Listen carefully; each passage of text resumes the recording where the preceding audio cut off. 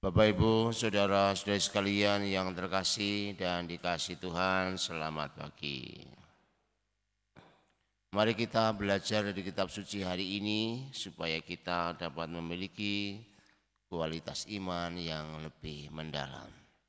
Ada 3 hal yang kiranya patut kita lihat. Yang pertama, kata duduk.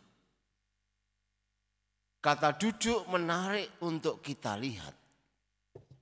Dari durasi waktu, duduklah yang paling banyak kita lakukan. Selain untuk istirahat, duduk juga bisa digunakan untuk kerja. Maka kita akan sangat susah apabila tidak bisa duduk. Ada sindiran terhadap orang yang tidak bisa duduk, misalnya dengan dikatakan, oh dia nggak bisa duduk karena pantatnya lancip. Atau pantatnya kena paku itu sehingga nggak pernah bisa duduk. Itu menunjukkan bahwa duduk memang sesuatu yang penting. Dalam tradisi budaya dan spiritual, duduk bersimpuh atau duduk sopan adalah bagian dalam praktek doa. Duduk juga merupakan posisi dasar dalam banyak bentuk meditasi. Duduk tenang dapat menjadi cara untuk merenungkan makna dan tujuan hidup, nilai-nilai spiritual, dan menggali pengalaman akan Allah. Dalam Injil kita melihat Maria duduk dekat kaki Tuhan dan terus mendengarkan perkataannya, memberikan makna penting untuk kita lihat.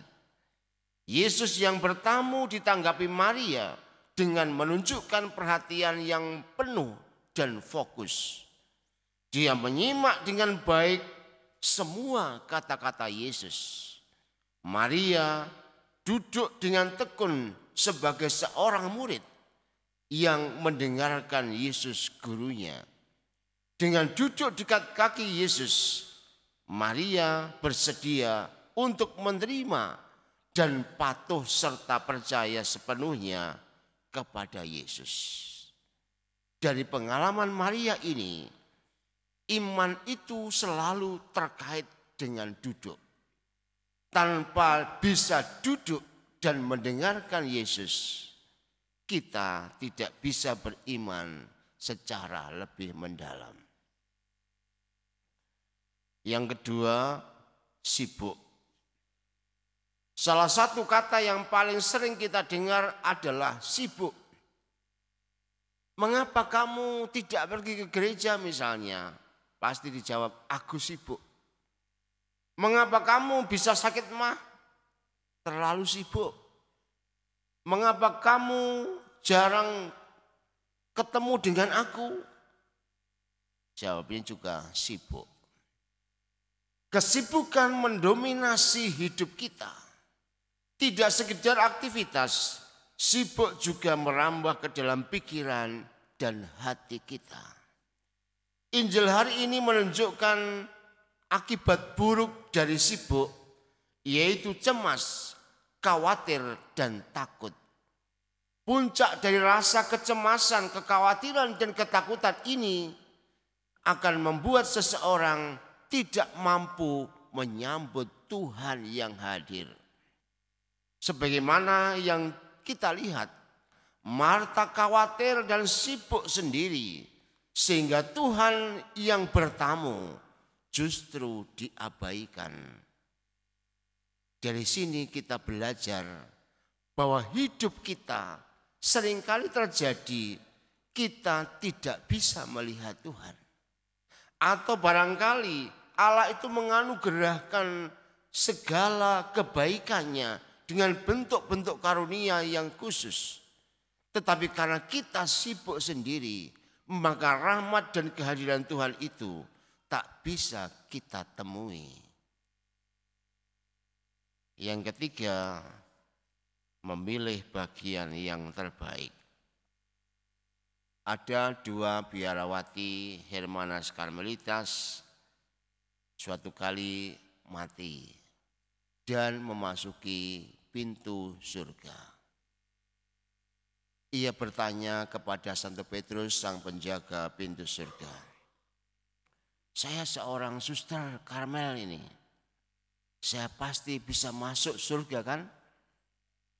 Kata Petrus, kamu suster aktif atau suster kontemplatif?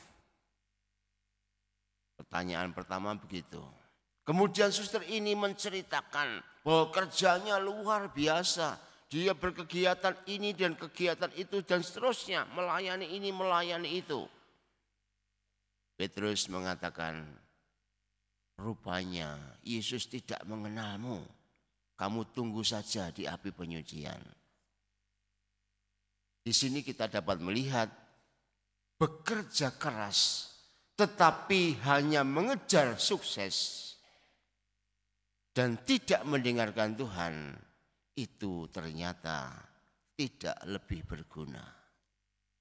Kemudian di belakangnya ada suster yang sangat kontemplatif. Dia banyak berdoa, doa ini, doa itu. Ada koronka, 3 kali salam Maria, rosario, semua didoakan.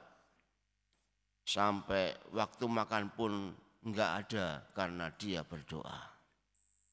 Kemudian dia mengatakan, aku ini pendoa, aku boleh masuk surga kan?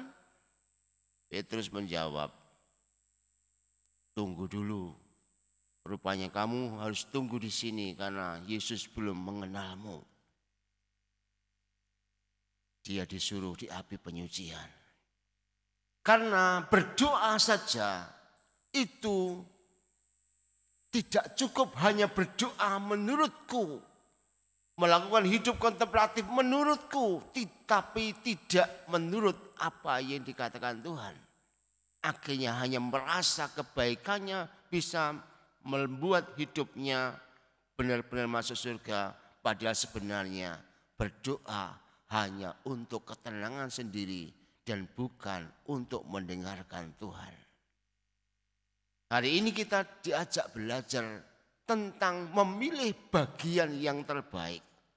Bagian yang terbaik itu berarti di dalam apapun kita diajak untuk berani mendengarkan Yesus. Sabda Tuhan hari ini memberikan tantangan penting untuk kita. Beranikah kita mulai belajar mendengarkan Tuhan?